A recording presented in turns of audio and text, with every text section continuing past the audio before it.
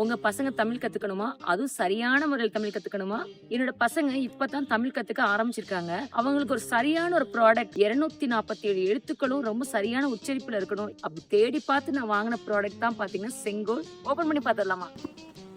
இது பாத்தீங்கன்னா 600 recordable stickers கொடுத்திருக்காங்க. இல்ல 247 எழுத்துக்களையுமே இல்ல பதிவு செஞ்சு வச்சிருக்காங்க. இதுதாங்க நம்மளோட ஹீரோ ஸ்மார்ட் பென். தமிழுக்கு ஒரு ஸ்மார்ட் பென். சூப்பர் தானே? இவர் யார்?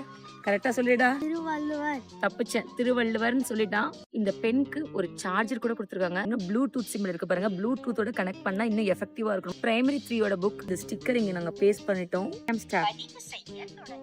சோ நான் ரெக்கார்ட் பண்ண போறேன். உயிர் எழுத்துக்கள் கத்துக்கலாமா, மெய் எழுத்துக்கள் கத்துக்கலாமா? மெய் எழுத்துக்கள். இங்க டபுள் டேப் பண்ணு. சரியான உச்சரிப்பை சரியான முறையில கத்துக் கொடுக்குது. நம்மளோட வேலையை ரொம்ப ஈஸியா ஆக்கிடுது இந்த ஸ்மார்ட் பென் சொல்லுவேன்.